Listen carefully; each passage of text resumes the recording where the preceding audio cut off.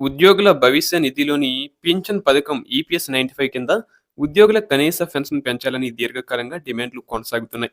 ద్రవ్యోల్బణం కారణంగా ప్రస్తుతం అందిస్తున్న రూ. 1000 కనీస పెన్షన్ సరిపోవడం లేదని ఈపీఎస్ పెన్షనర్లు ఆందోళన వ్యక్తం చేస్తున్నారు. కనీస పెన్షన్ 7,500కు పెంచాలని డిమాండ్ చేస్తున్నారు. అయితే ఈ విషయంపై కేంద్ర ప్రభుత్వం ఎప్పటికప్పుడు తమ వైఖరి తెలియజేస్తూ వస్తుంది. తాజాగా కనీస పెన్షన్ పెంపుపై పార్లమెంట్లో చర్చకు వచ్చింది.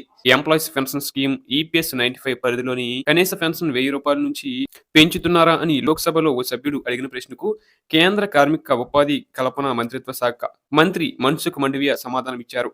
ప్రభుత్వం ప్రస్తుతం అర్హులైన పెన్షనర్లకు కనీస ఈపీఎస్ పెన్షన్ నెలకు రూ. 1000 అందిస్తుంది. అయితే పెన్షన్లో సవరణ చేసే నిర్ణయం తీసుకునే ముందు పెన్షన్ ఫండ్ పథకం స్థిరత్వాన్ని ఖచ్చితంగా పరిగణలోకి తీసుకోవాలి. ప్రభుత్వం ప్రస్తుతం ఈపీఎస్ కింద పెన్షనర్లకు నెలకు కనీసం రూ. 1000 పెన్షన్ను నిర్ధారించడానికి బడ్జెట్ మద్దతును అందించడం ద్వారా మద్దతు ఇస్తుంది.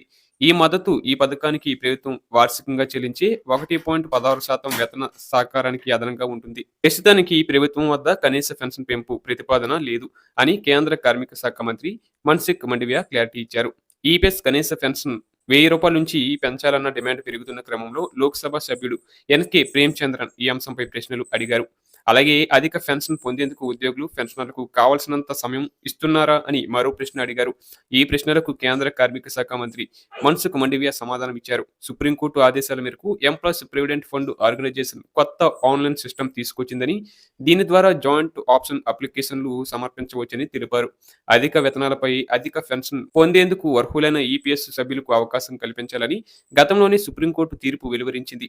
ఈ క్రమంలో చాలా మంది అధిక పెన్షన్ కోసం అధిక కంట్రిబ్యూషన్ చేయాలని కోరుకుంటున్నారు.